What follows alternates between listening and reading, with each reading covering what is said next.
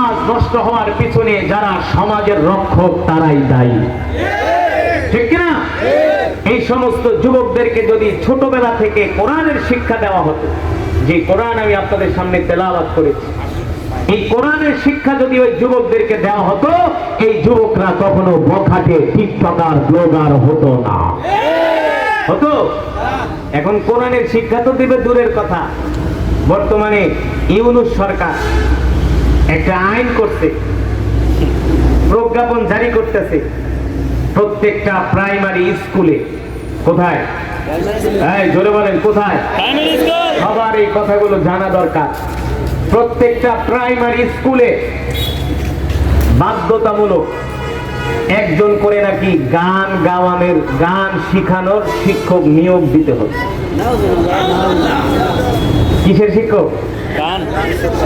সঙ্গীত, গান শিখাবে, সঙ্গীত, রবীন্দ্রসঙ্গীত। ঝাড়ুমারি তো রবীন্দ্রসঙ্গীতের কপালে, ঠিক কিনা বলেন?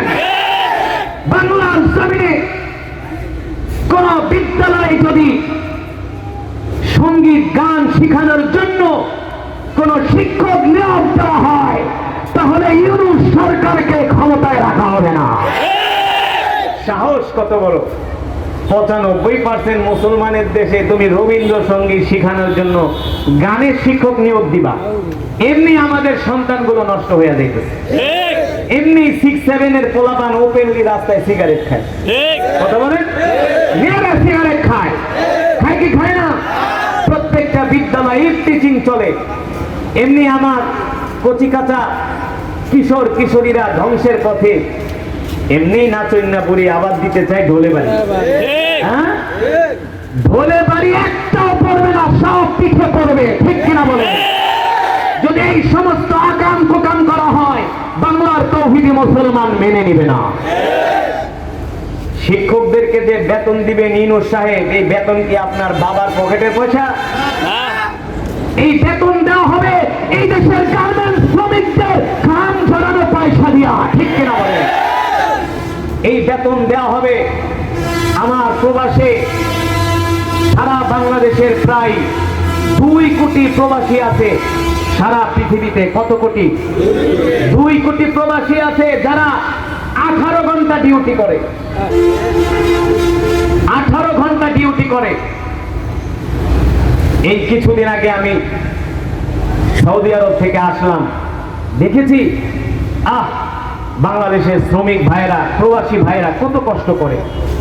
প্রচন্ড রৌদ্রের মধ্যে 18 ঘন্টা দাঁড়ায় দাঁড়ায় ডিউটি করে, শরীর থেকে ঘাম টপ টপ করে ঝরে ঝরে পড়ে।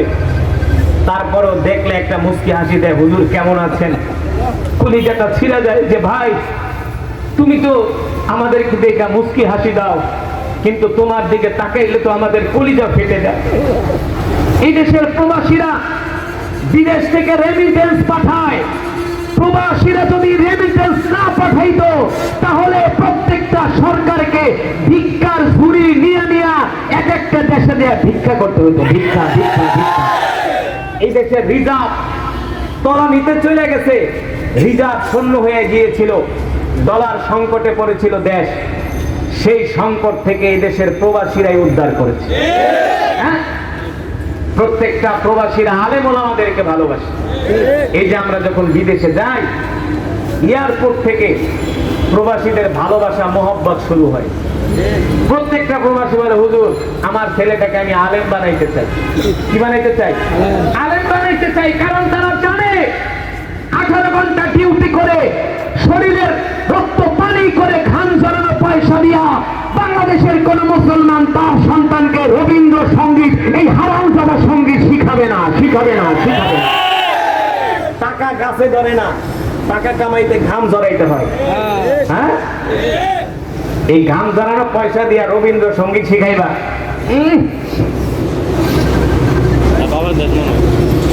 আমরা বলবো এই সমস্ত গানের শিক্ষক শিক্ষক বাদ দিয়া প্রত্যেকটা বিদ্যালয়ে বাধ্যতামূলক একজন করে ধর্মীয় শিক্ষক আলেমদেরকে নিয়োগ দিতে হবে।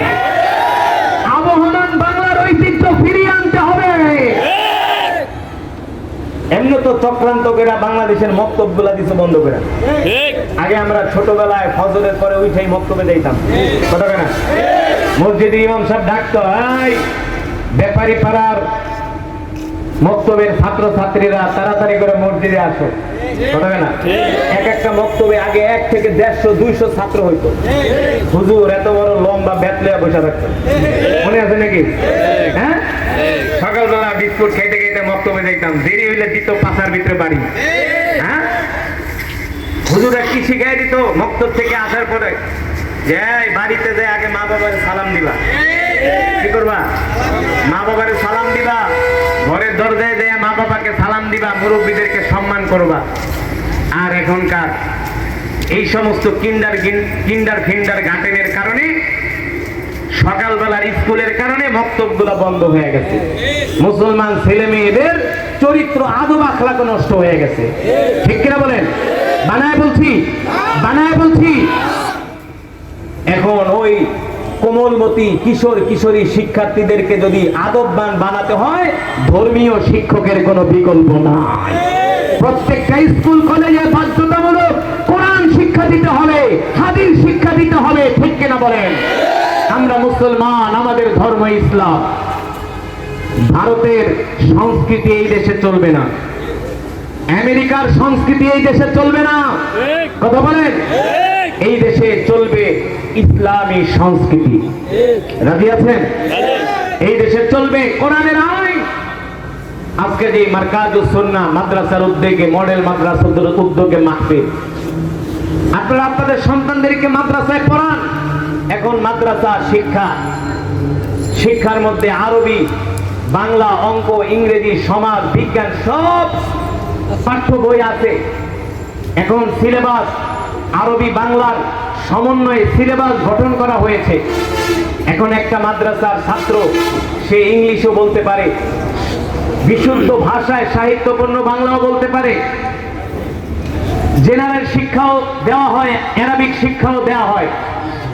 আমরা বলি, আপনি যদি আপনার সন্তানকে মাদ্রাসায় না পড়ান, কোনো দুঃখ নাই, কিন্তু বাধ্যতামূলক ধর্মীয় শিক্ষাটা দেন। সেই শিক্ষাটা তারা কোথায় পাবে? প্রাইমারিতে। আর প্রাইমারিতে যদি ধর্মীয় শিক্ষক না থাকে, ভালো আলেমরা যদি শিক্ষা না দেয়, সেখান থেকে কিছুই শিখতে পারবে না, ঠিক কিনা বলেন? তো যে কোরআন থেকে আমরা বয়ান শুনছিলাম, যদি সত্যিকার অর্থে আমরা কোরআনকে ভালোবাসি, রাসূলের সাহাবী নাম বলেছিলাম কি? মুসআব বিন, মনে আছে নাকি? মুসআব বিন উমাইর রাদিয়াল্লাহু তাআলা আনহু, আল্লাহ রাসূল যখন কোরআন পড়তেন, মুসআব বিন উমাইর প্রতিদিন আল্লাহ রাসূলের কোরআনের তেলাওয়াত শোনার জন্য চলে যেত। মুসআব বিন উমাইর ছিলেন কাফের হয়ে আল্লাহ রাসূলের কোরআন শোনার জন্য আসতেন। একদিন না, 2 দিন না, 3 দিন পর্যন্ত মুসআব বিন উমাইর আল্লাহ রাসূলের মজমায় এসে কোরআন শোনেন। একদিন আল্লাহর নবীর নজর পড়ে গেল, মুসআব বিন উমাইরের দিকে ডাক দিলেন, তাআলাউ ইয়া শাবাব, এ যুবক এদিকে আসো। মাসমুক, নাম কি তোমার? বলে, আনা মুসআব বিন উমাইর। আল্লাহ রাসূল বললেন, আলী। এ মুসআব বিন উমাইর, আমি তো তোমাকে চিনি, আমি তো তোমাকে জানি, তুমি না অমুকের সন্তান, তোমার বাবা হলো মক্কার সবচেয়ে বড় ব্যবসায়ী, ধনাঢ্য মানুষ।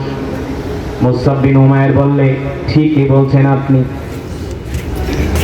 আল্লাহ রাসূল বললেন, তুমি তো মূর্তি পূজক, তুমি আমার কোরআনের মজমায় কেন আসো? মুসআব বিন উমাইর কাফের হয়ে বললেন, ওগো আল্লাহর নবী, কিছুদিন আগে আমার বাড়িতে আবু জেহেল গিয়েছিল। আবু জেহেল যে বলেছে আপনি নাকি বানায়া কবিতা বলে কোরআন বইলা চালায় দেন, নাউজুবিল্লাহ। আপনি নাকি গণক, আপনি নাকি সাহের, জাদুকর। এই কথা শোনার পরে আল্লাহর রাসূল মুস্কি মুস্কি হাসতেছেন, বলতেছেন, যুবক, তুমি তো 3 দিন পর্যন্ত আমার মজমায় এসে কোরআন শুনছো। আমার কোরআন তেলাওয়াত শোনার পরে তোমার কাছে কি মনে হয়েছে?